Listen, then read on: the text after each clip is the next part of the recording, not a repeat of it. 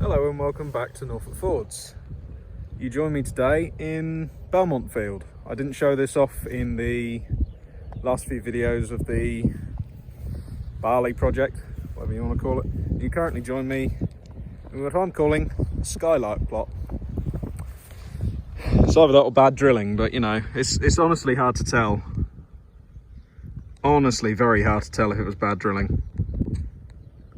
All I can see is straight lines. But this is actually the heaviest bit of soil we've got for the Barley project. Like I said, we're only rocking 20 acres, but it's quite impressive to see the differences in the heavy soil and the light land, because this is the heavy stuff. And I'd say this is probably, well, it's definitely my straightest drilling. I mean, all of my drilling was straight. But I think the heavier soil, this is the last to come through, but I reckon it stands tallest now. Now that we've had all this rain, it does look quite good. It's probably not a lot taller than Tower Corner or the field the other side of the village. But it definitely makes me think this is definitely a thicker coverage. But the rates were the same, so it definitely looks grown up a lot more. And the tram lining kit has worked, although I don't know if that's a tram line there as well. So maybe it hasn't worked. Let's actually base it out. So this looks to me, well, that should be a tram line. So I'm stood in the middle of it now. So we'll go 1, 2, 3, 4, 5, 6, 7, 8, 9, 10, 11, 12. We're not quite at the edge of the field. I'd say we're probably 4 meters away from the edge of the field. So maybe this one's the tram line. Let's try that again, because this has got a gap in it. Actually, yeah, that makes more sense. This is probably the tram line, and that's where the tram line kit's also turned on. I don't know. So roughly the centre of that. 1, 2, 3, 4, 5, 6, 7, 8, 9, 10, 11, 12.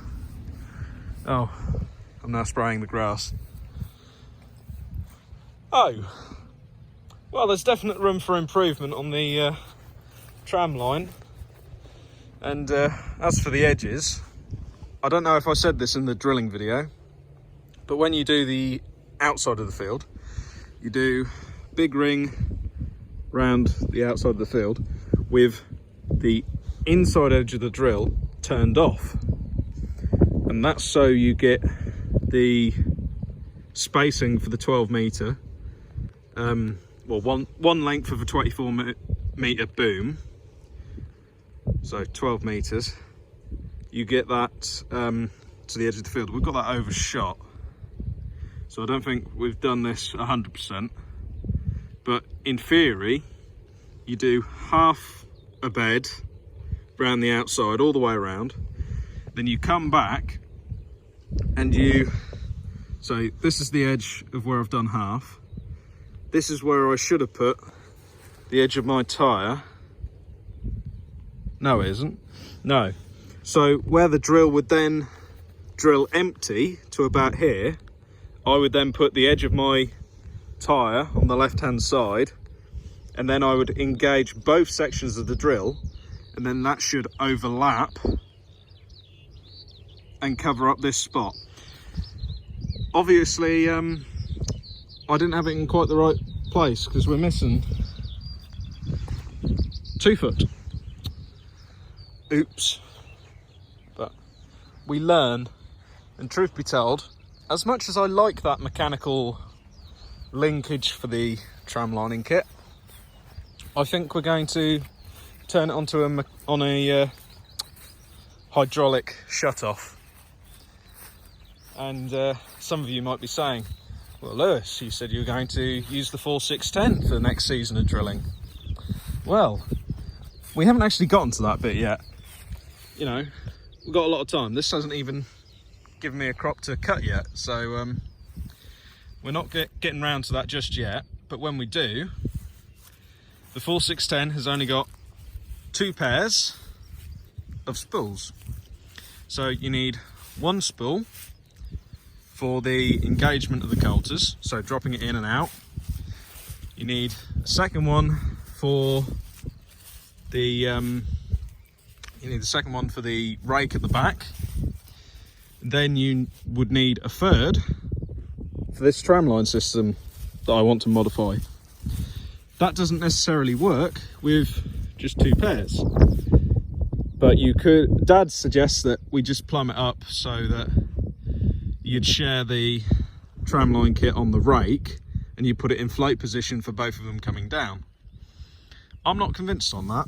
So what we actually might have, just outside of the back window of the 4610, the bottom half of the window pulls out, so probably pull that bugger out, then I can just stick my arm out the back of the cab and have a switch, like a lever, on a little block that will then choose between the rake and the tramline. Because in all truth, once the rake's engaged and down in the ground, it's not often I pick it up again unless I'm in a bit of a tight corner, just lift everything up just so I can go backwards. So that's where Dad's theory of the float position works, but at the same time I can't quite get my head around it. So the idea of having just a switch, so everything's simple, that does that, that does that, makes a lot more sense in my mind.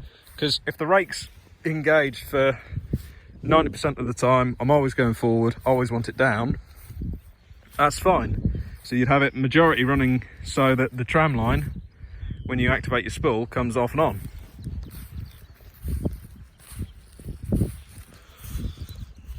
Do let me know in the comments if anybody's lost and think I'm overcomplicating it. Also, I've lost the dog. Oh no, there she is.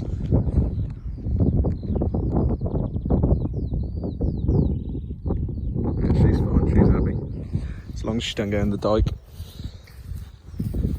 But yeah, I'm walking the whole lot of the field really, and probably a bit thinner where I'm stood now than over there, but I'm still fairly happy with it.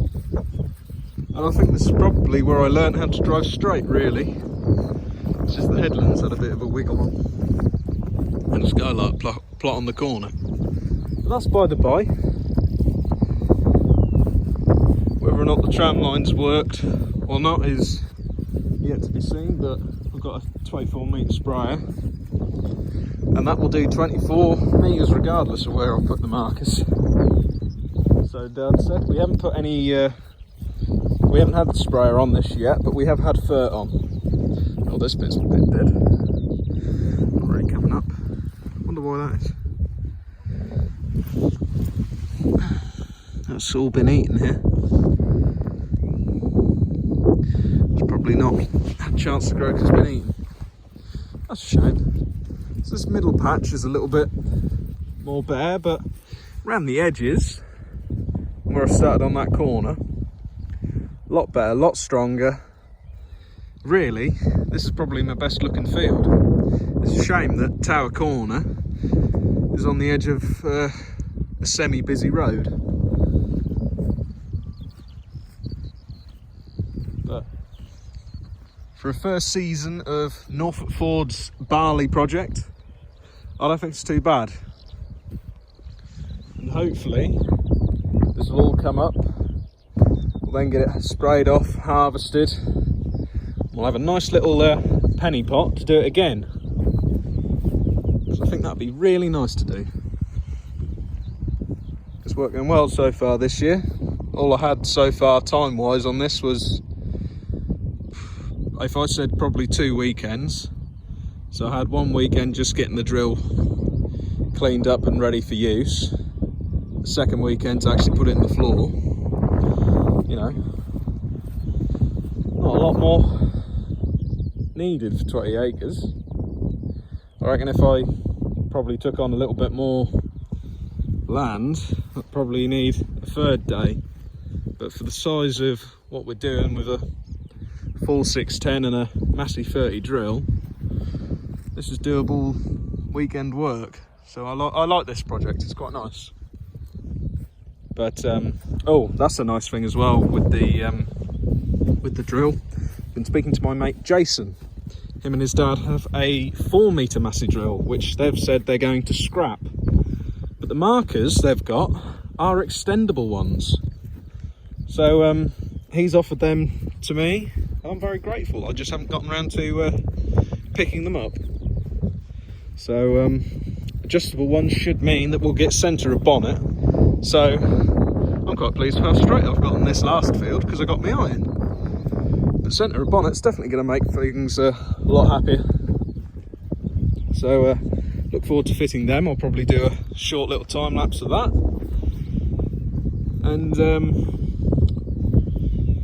possibly a few other mods. I can't remember what other things I wanted to do apart from the tramline kit changes and the markers. I can't really remember what else there was that I wanted to change. But we shall see. Once I get started on modifying it, I'm sure I'll remember. But as always, thank you for watching Norfolk Fords. Like and subscribe. We'll see you later. Stop eating it.